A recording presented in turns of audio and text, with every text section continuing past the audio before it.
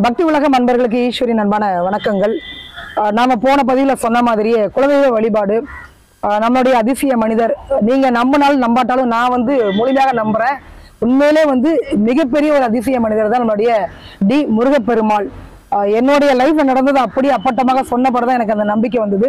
உங்களுக்கு நிச்சயமாக அந்த நம்பிக்கை வரும். நீங்க நேரடியா வரலாம். முருகப்பெருமாள் சந்திச்சு உங்களுடைய வாழ்க்கையை மேம்படுத்திக்கோங்க. இன்னைக்கு குலதெய்வ வழிபாடு. வணக்கம். வணக்கம். உங்களுக்கு ரொம்ப பில்டப்பா தெரியுது. இல்ல, நான் உங்ககிட்ட இதுக்கு முன்னாடி பேசினது இல்ல, இதுக்கு முன்னாடி வாக்கு எடுத்தது இல்ல. வாக்கு எடுத்ததுக்கு அப்புறம் உங்களுக்கு தெரியுது அப்படின்னா எனக்கு அது எப்படி சொல்ல, நான் என்ன பொறுத்த வரைக்கும் எனக்கு ஒரு விஷயம் நடக்காம அதை நான் நம்பவே மாட்டேன். எல்லாருமே அப்படிதான் இருப்பாங்க, நானும் அப்படிதான் இருக்கிறேன். எனக்கு நீங்க வாக்கு சொன்ன பிறகுதான் அது எனக்கு முழுமையாக. இதே மாதிரிதான் சதீஷ் ராவ் சார் அப்படிதான். அவர் போன்லயே சொன்னதுனால, யார் சார் நீங்க? சார், இது ஒன்றும் பெரிய விஷயம் இல்லை சார், எனக்கு ரொம்ப சாதாரணமாக தெரியுதுன்னு தான் சொன்னேன். குலதெய்வம் அப்படிங்கிறது வேற ஒன்றும் இல்லை. இப்போ எங்கள் அப்பாவுக்கு தாத்தா தான் சாமி ஆடினார். அதுக்கப்புறம் அத்தனை ஜென்ரேஷனுக்கு அப்புறம் நான் வெளியூரில் இருக்கும்போது அதே ஊருக்கு என்னை கூட்டிகிட்டு போகும்போது கும்பாபிஷேகம் நடந்து அதுக்கப்புறம் எனக்கு சாமி வரும். அப்போ 3 தலைமுறைக்கு மேலே ஒருத்தனுக்கு சாமி வராதுன்னு சொல்கிறதெல்லாம் 5ஆவது தலைமுறை எனக்கே வந்துச்சு. எல்லாம் சும்மா ஓகேங்களா. 3 தலைமுறைக்கு மேலே அந்த சாமி போயிடும், ஒருத்தங்களுக்கு வராது. எங்கள் அப்பா எங்க அப்பாவுக்கு தாத்தா, அதுக்கப்புறம் தாத்தா அந்த ஊர்ல தான் இருந்தாரு. அப்பாவுக்கு அப்புறம் நான். அப்போ அது பரம்பரையா வந்துகிட்டு தான் இருக்கு. நீ அடுத்து என் பையன் இல்லைன்னா வாரிசு இல்லைன்னு சொல்லலாம். பையன் இருக்கு, அது ஒன்றும் பிரச்சனையே கிடையாது, நோ ப்ராப்ளம். அதனால வம்சமா கிட்டத்தட்ட வந்துகிட்டு தான் இருக்கும். நம்ம கரெக்டா முறையா ஃபாலோ பண்ணா 7 தலைமுறைக்கு விடாம வரும். 7 தலைமுறைக்கு மேலேயும் கும்பிட்றவங்களாம் நிறைய இருக்கு. கிட்டத்தட்ட எங்க ஊர் கோயில்ல பலாயிரம், எப்படி சொல்றேன்னா கிபி 1083 கட்டின கோயில். எங்க ஊர் கோயில் தனி சிறப்பு மிக்க வாய்ந்தது. திருவானந்த வாரியார் எங்க கோயிலுக்கு வந்திருக்காங்க. திருவானந்த வாரியார் எங்க கோயிலுக்கு வந்திருக்காருன்னா எவ்வளவு பெரிய விஷயம். எங்க ஊர் கோயிலையும் அவ்வளவு 1083 கட்டின முருகர் கோயில் இருக்கு. தசரான்னு கொண்டாடுவாங்களே குலசேகரப்பட்டினம், அதெல்லாம் 300 வருஷத்துக்கு தலைமுறை தானே. திருச்செந்தூர்ல மொட்டை போடுறாங்களே, மொட்டை போடுறதுக்குன்னு ஒரு ஏதோ நம்ம முதல்ல குலதெய்வத்தை முடிச்சிருவோமா? அதுலதான் வரும். முருகன் தான் குலசாமி, முதல் சாமி. முருகன் எல்லாத்துக்கும் பொதுவான தெய்வம். அறிவு மனித குலத்துல இருக்கிற அத்தனை பேருமே ஒரு தெய்வத்தை வணங்கலான்னு அது முருகன். இந்த முருகனை கண்மூடித்தனமா வணங்கலாம். உன் குலதெய்வம் தெரியாதவனுக்கு ஒரு தெய்வம் இருக்குன்னா அது முருகன் தான். நீ மத்த திருப்பதி பெருமாள் இதெல்லாம் சும்மா பொய். முருகன் தான் கண்மூடி. ஏன்னா சிவபெருமான நீ நேர்ல பார்க்க முடியாது, முருகனை பார்த்துடும். சூரியனை கண்ணால பார்க்க முடியாது. அறிவுங்கிறத அந்த ஞான தவத்துல இருந்தீங்கன்னா அதை பார்க்கலாம், அப்படி எல்லாம் முடியாது. ஆனா அவனை பார்க்கணும்னு நினைச்சேன்னா முருகனை பார்க்கலாம். ஏன்னா முருகன் வடிவில் நீ சிவனையும் பார்க்கலாம், சந்திரனையும் நேர்ல பார்க்கலாம். சகல தெய்வங்களையும் ஒரே ரூபத்துல நீ பார்க்கணுமா, முருகனை பாரு. உன் குலதெய்வம் தெரியலையா, அதனுடைய தாக்கத்தை அது போக்கும் ஓரளவுக்கு. கொடை மாதிரி. ஆனா அந்த கொடையை வச்சு வீட்டுக்கு போயிடணும், கொடைக்குள்ளே வாழக்கூடாது. முருகன் என்பவன் குலதெய்வத்தினுடைய விஷயங்களை அவரால் தடுத்து நிறுத்த முடியும். முருகனை கும்புறவங்க நிறைய பேர் கோடீஸ்வரங்க. சரவணா ஸ்டோரு முருகன் அப்படின்னா ஏன் திருவானந்த வாரியார்லாம் உங்களுக்கு முருகன் பேரை சொல்லி இன்னைக்கு வரைக்கும் அழியாத புகழ் இல்லையா. அவர் வேற. அப்ப முருகன் கோயில்ல மொட்டை போடணும்னு ஒரு அந்த காலத்துல எல்லாம் நிறைய பாரம்பரியம் இருக்கு. ஏன் நானே 3 முட்டை போட்டிருக்கேன், எனக்கு 5 முட்டை என்னமோ போட்டிருக்காங்க நினைக்கிறேன். அதுல திருச்செந்தூர்ல 3 முட்டைக்கு எங்க வீட்ல எல்லாம் சின்ன பையன்ல சொல்லிடுவாங்க. போய் 7 ஊர்ல தருமம் எடுத்துட்டு வருவேன் நான். பெட்டி மாதிரி கொடுத்துருவாங்க. அந்த தர்மம் எடுத்ததை கொண்டு போய் கோயில்ல போட்டுட்டு அப்புறம் தான் மொட்டை போடுவேன். ஏன்னா 7 தலைமுறையினுடைய நன்மை தீமைகள் அது சொல்லுவாங்கல்ல. அதாவது 7 தலைமுறையில என்ன பாவம் பண்ணிருக்குமோ தெரியல, இந்த குழந்தைக்கு கஷ்டமா வருது, மொட்டை எதுக்கு போடுவாங்கன்னா இந்த பிள்ளைக்கு எந்த நோய் நொடியும் வரக்கூடாது முருகா. அதே மாதிரி பிள்ளைய முருகன்ட்ட கொடுத்து வாங்குவாங்க. அப்போ என்ன சொல்லுவாங்கன்னா எங்க ஊர்ல 7 பிரிவு, அதாவது 7 ஜாதி இல்லைன்னா 7 ஊர். அப்படி தருமம் எடுத்து, அதாவது ஜாதி பதம் பேதம் இருக்கக்கூடாதுன்னு அதுல வருது பாருங்க. அப்படி எடுத்து கொண்டு போய் நாங்க தர்மம் எடுத்ததை கொண்டு போய் கோயில்ல போட்டுட்டு அதுக்கப்புறம் தான் மொட்டை போடுவோம். அதாவது இப்ப எப்படின்னா மாறினதுனால நிறைய சொல்லி கொடுக்க ஆள் இல்லை. அதே மாதிரி குலசேகரப்பட்டினத்துல தசராவுக்கு ஒரு உயிர் போகுது. காளி கோயில்ல அங்காளம்மன் கோயிலா இருக்கட்டும், எந்த காளி கோயிலா இருந்தாலும் வேண்டுதல் எப்படி இருக்கும்னா, இந்த பையன் ஒரு வேஷம் போடுறான்னா எப்படி இருக்கும் அப்படின்னா, இந்த குழந்தை ஜாதக ரீதியாவே கண்டம் இருக்கு, அது இருக்குன்னு சொல்லிடுவாங்க. அப்போ என்ன சொல்லிடுவாங்கன்னா, இது என் பிள்ளை இல்லை, இனிமேல் நீ தான் அதை பார்த்துக்கணும். ஏன்னா சந்திரனும் சக்தியும் ஒண்ணு. அப்ப அந்த சந்திரன் அழியுதுன்னா காளி அழியிற மாதிரி. அப்ப காளிட்டு கொண்டு போய் கொடுத்துருவாங்க, இந்த பிள்ளை இனிமேல் எனக்கு வேண்டாம், உங்ககிட்டயே இருக்கட்டும்னு கொடுத்துருவாங்க. அப்படி கொடுக்கும் போது அவனும் அதே 7 ஊர்ல தருமம் எடுத்து 3 நாள், அதாவது மொத்தம் 7 நாள் தருமம் எடுத்து 3 நாள் அதுல ஆக்கி சாப்பிட்டுட்டு அந்த கோயிலே தங்கி இருந்து. அதாவது இந்த பிறவியில வந்து நான் என் உயிர் போற வரைக்கும் உன்னுடைய வேஷத்தை நான் போட்டுக்கிறேம்மா, எனக்கு எந்த நோய். அப்ப அந்த வேஷத்தை போடும்போது அதை ஏத்துக்கிட்டாதான் அருள் வரும். இன்னைக்கு எப்படி ஆயிடுச்சுன்னா அந்த அருள் வந்தோடனே நான் காப்பாத்துறேன்னு குறி சொல்ல ஆரம்பிச்சிடும். அது ஏத்துக்கிட்டாச்சுன்னா உன் விரதம் பூர்த்தின்னு அர்த்தம். இப்ப நம்ம அப்படிலாம் கிடையாது. சாமி வந்துச்சுன்னா உனக்கு குறி சொல்லிடுவேன், உன் வீட்டுல உள்ள ஓட்டையெல்லாம் அப்படியே தான் கிடக்கும். என்னைக்குமே சாமி ஆடிட்டாலே மற்றவங்களுக்கு நல்லா பாருங்க, ஒரு குறி சொல்றவங்க வீட்டுல நிறைய கஷ்டம் வந்துட்டே இருக்கும், பாத்திருக்கீங்களா? சொல்லுவான், நிறைய பேத்துக்கு வாக்கு சொல்றேன் ஆனா என் வீட்டுலதான் பலிக்காதுன்னு சொல்லுவான். காரணம் முறை இல்லாத விஷயங்கள். அப்போ குலசாமி அப்படிங்கிறது உங்க வீட்டுக்குள்ள வரணும் அப்படின்னு சொன்னா, இப்ப காளின்னா அம்மா, இப்ப முருகன் அப்படின்னா முதல்ல வந்துட்டு நான் என்ன கேட்கிறேன் அப்படின்னா, ஒரு ஆடியன்ஸா இருந்து நான் கேட்கிறேன், ஒவ்வொரு குடும்பத்துக்கும் ஒவ்வொரு குலதெய்வம் இருக்குது. நீங்க உங்களுடைய பார்வைகளை நம்ம முன்னோர்கள், நாம வந்து முன்னோர்களை தான் நாம ஒரே நிமிஷம், ஒரு குலம் தான் தெய்வம்னு சொல்லியாச்சு, இந்த குலத்துக்கு பேர் தான் ஜாதி. இப்ப என் ஊர்ல இப்ப நான் நாடார் குலம், இன்னொருத்தர் தேவர் குலம், இன்னொருத்தர் வன்னியர் குலம், இன்னொருத்தர் செட்டியார் குலம், இந்த மாதிரி குலம்னு பேர் வச்சிருப்பாங்க. இதுல ஏற்ற தாழ்வு பார்க்க கூடாது. அகத்திய ஒரு பாடல்ல சொல்லியிருப்பார், உயர்வு தாழ்விலா நிலை வேண்டும், இறைவாணி அதை தர வேண்டும், இந்த மாதிரி ஒரு பாடல் பாடியிருப்பார்.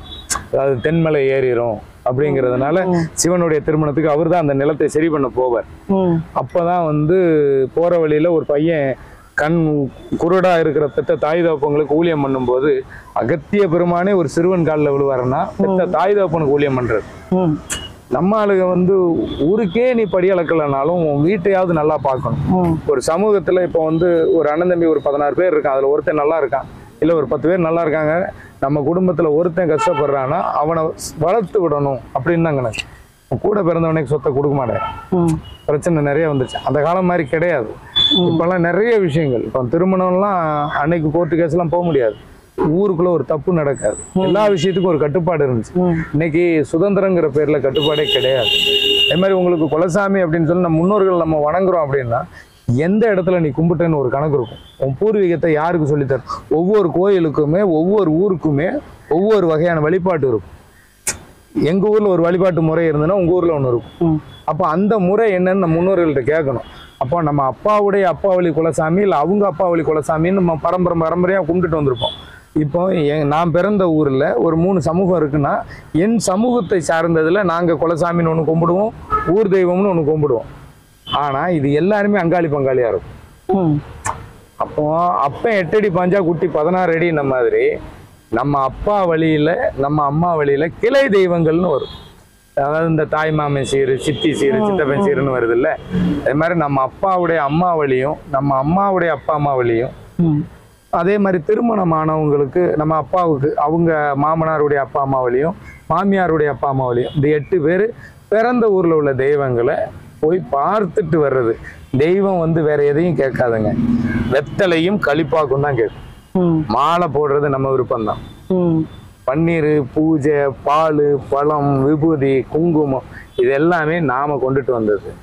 இறைவன் கேட்பது வெறும் வெத்தலையும் களிப்பாக்கும். அந்த காலத்துல அந்த வெத்தலை களிப்பாக்க கொடுத்தா திருமணம். அது மட்டும் வெத்தலை என்பது பெண்ணு, ஆண் என்பது களி. ரெண்டுமே இங்க கொட்டை பாக்கு அப்படின்னா என்னதுன்னா கொட்டை உள்ளது சிவம், வெத்தலைங்கிறது பத்தினி இலை, அதை விட சிறந்த இலை வேற எதுவுமே கிடையாது. வெத்தலைக்கு மிஞ்சினது ஒண்ணுமே கிடையாது, குழந்தைக்கு மருந்து அது.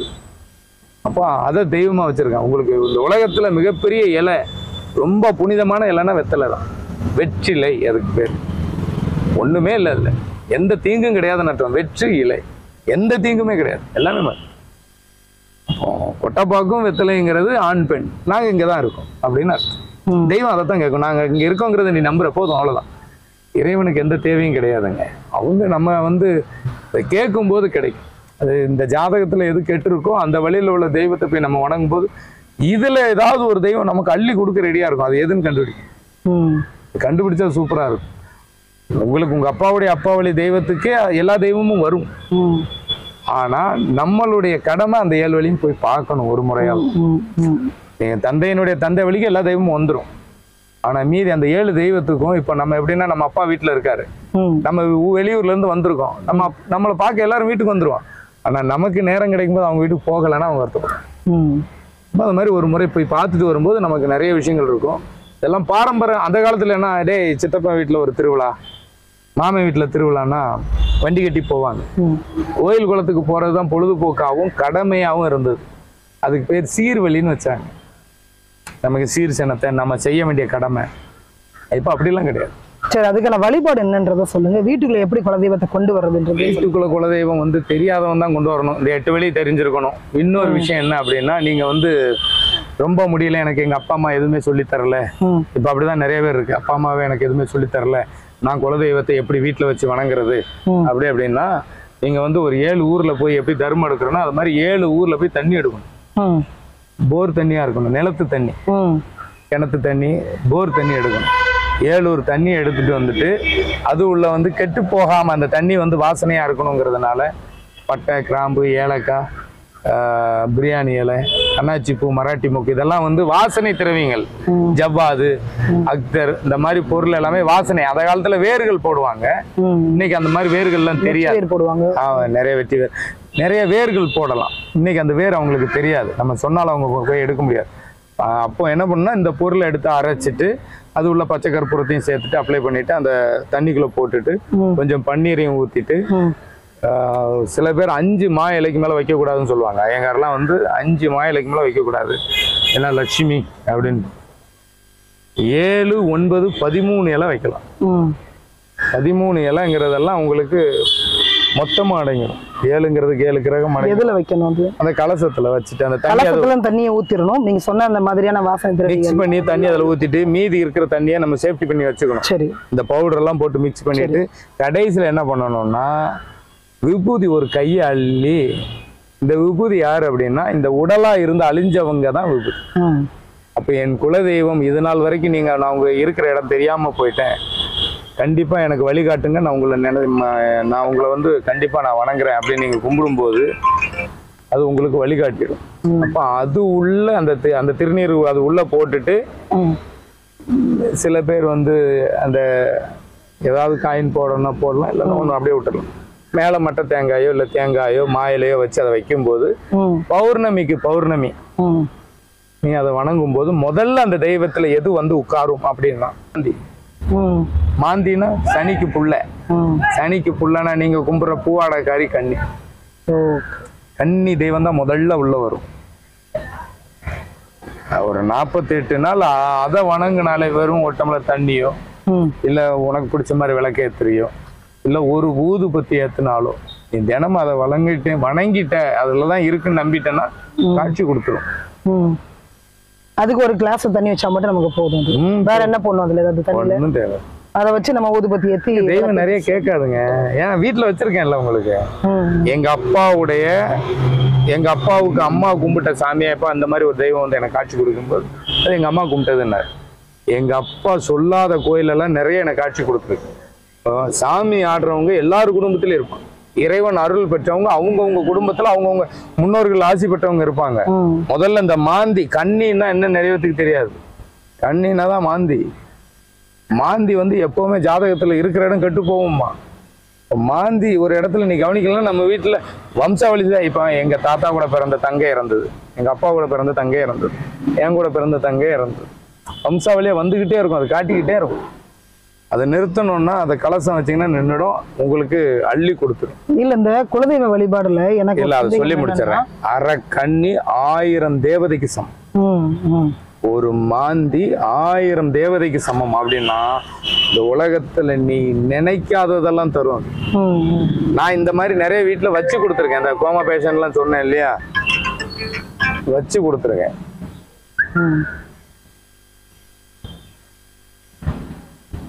இது இந்த கலசம் சொன்னீங்களா, கொஞ்சம் தெளிவா சொல்லிடுங்க. பூஜை ரூம்ல எந்த இடத்துல அதை வைக்கணும், எப்படி வழிபடணும்ன்றத சொல்லிட்டீங்கன்னா அவங்களுக்கு ஒரு தெளிவு. ரூம்ல வைக்க, ஏன்னா இப்ப சூடம்லாம் ஏத்தி நான் பாத்திருக்கேன், வாசல்ல இருந்து வீட்டுக்குள்ள வர வரைக்கும் கற்பூரம் வச்சு ஏத்துவாங்க.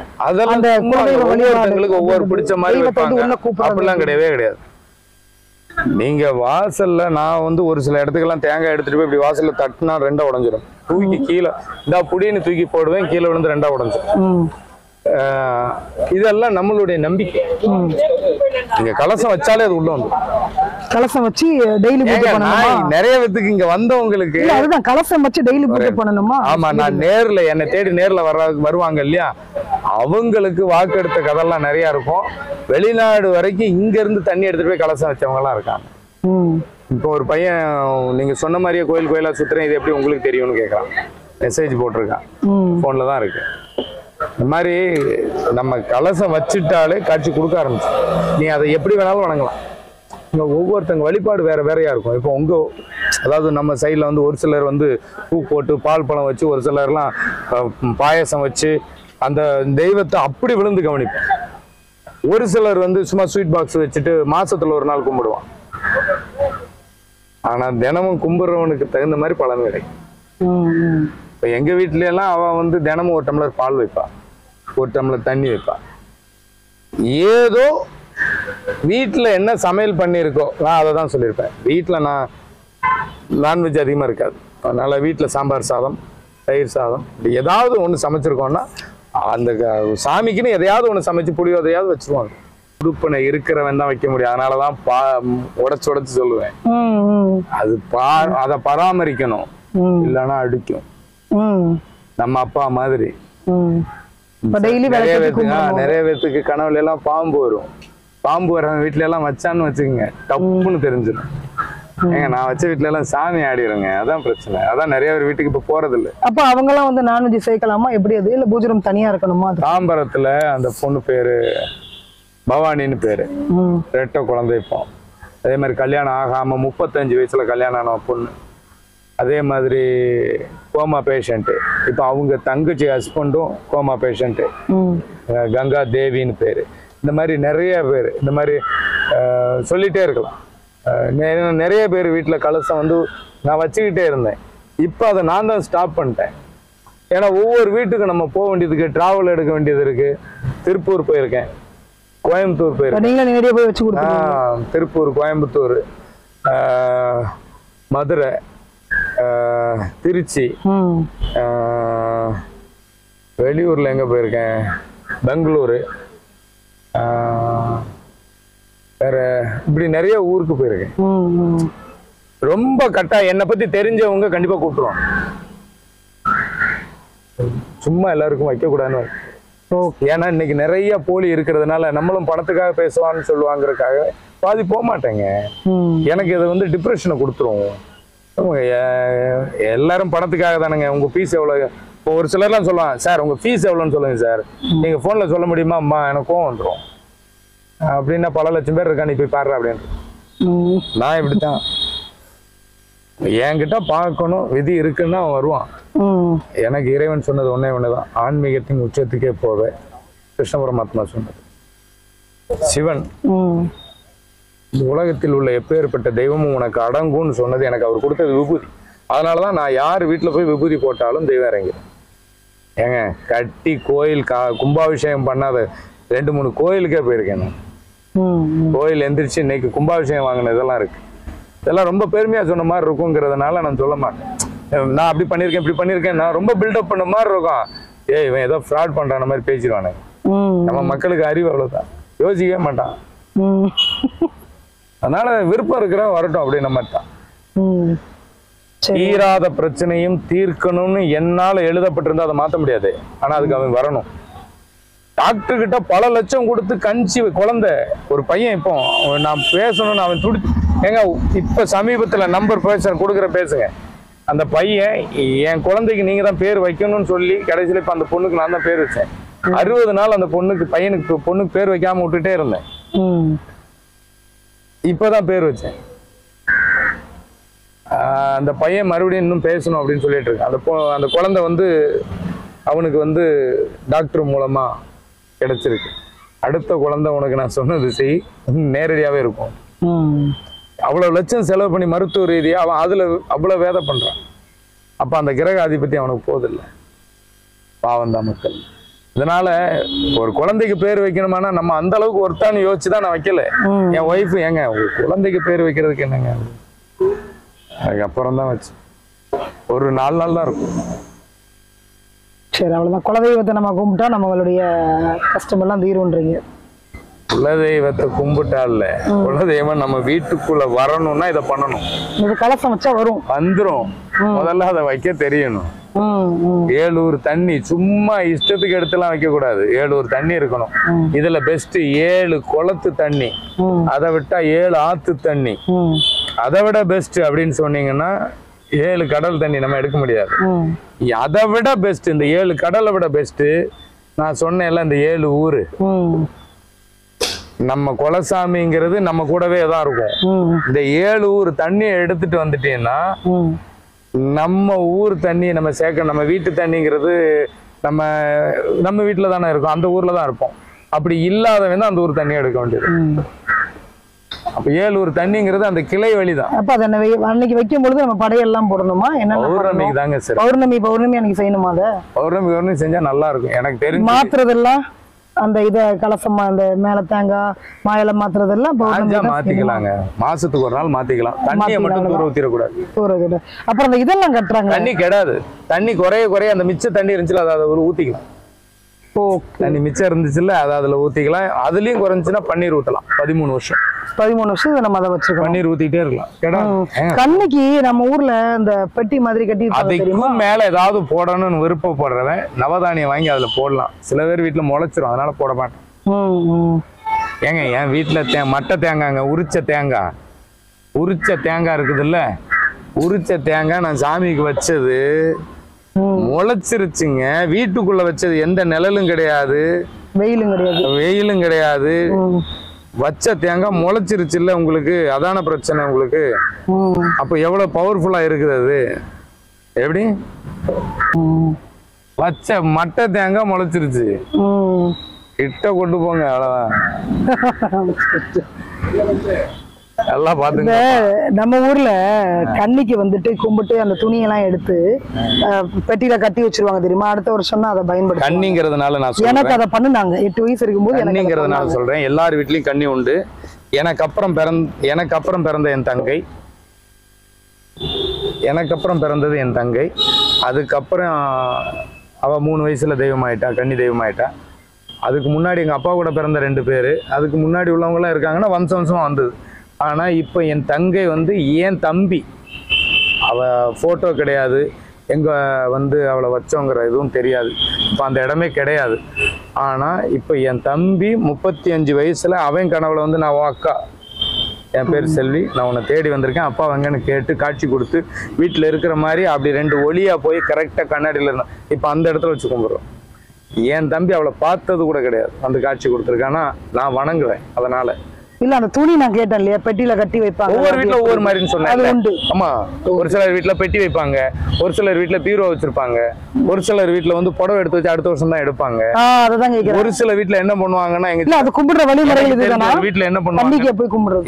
எனக்கு தெரிஞ்ச ஒரு வீட்டுல என்ன பண்ணுவாங்கன்னா, வருஷம் குடும்பமே சேர்ந்து ஒரு கோயிலாவே கட்டி வச்சு பலகாரம் சுட்டு, கிட்டத்தட்ட விதவிதமா பலகாரம் சுடுவாங்க. எத்தனை அவங்களே சுடுவாங்க, தெரியுதோ தெரியலோ, விதவிதமா பலகாரம் சுட்டு பால் பழம் பிசைஞ்சு வச்சு பெரிய பூஜை நடத்தி தை மாசம், அதுவும் தை பௌர்ணமி அவ்வளவு விசேஷம்.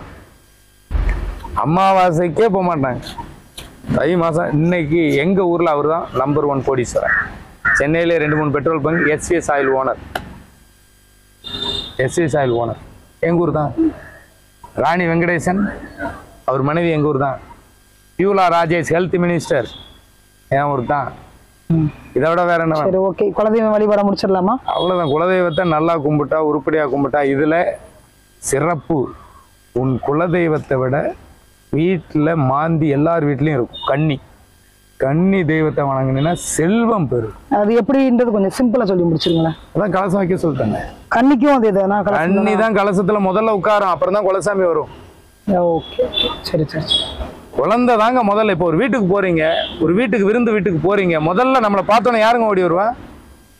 பெரியவங்க வாயான்னு கூப்பிடுவாங்க. குழந்தை பார்த்தோன்னே அத்தை மாமான்னு ஓடி வந்துடும். இதே நம்ம தங்கையா இருக்குது, நம்ம ஊர்ல இருந்து வெளியூர்ல இருந்து போறோம், நம்ம தங்கை நம்மளை பார்க்குது, எப்படி இருக்கும்? பாஞ்சு வரும். மான் கண்ணி தான் பாஞ்சு வரும். அதனாலதான் நிறைய பேர் கனவுல பாம்பு வரும். இங்க நிறைய பேருக்கு பாம்பு வர்றதுக்கு அர்த்தமே தெரியாது. உடனே நம்மால் செய்வன கோளாறு இருக்காது. கும்பிடாம விட்டாலே செய் வினை அகலும். செய்வினை திருப்பி சொல்லுங்க. செய் வினை அகலும். செய்யப்பாட்டு வினையாக மாறும். செய்வினை செய்யப்பாட்டு வினைன்னு தான் உண்டு. நீ செய்வினையை வேற மாதிரி சொல்ற. செய் வினை அகலும். செய்வினைங்கிறது நாம செய்யாம விட்டதுக்கு பேர் தான் செய்வினை. சரி, ஓகே. நம்ம அடுத்த பதிவில் சந்திக்கலாம். கண்டிப்பா மீண்டும் சந்திப்போம். அதுவரை உங்களிடமிருந்து விடைபெறுவது உங்கள் கேவி ஈஸ்வர். நன்றி, வணக்கம்.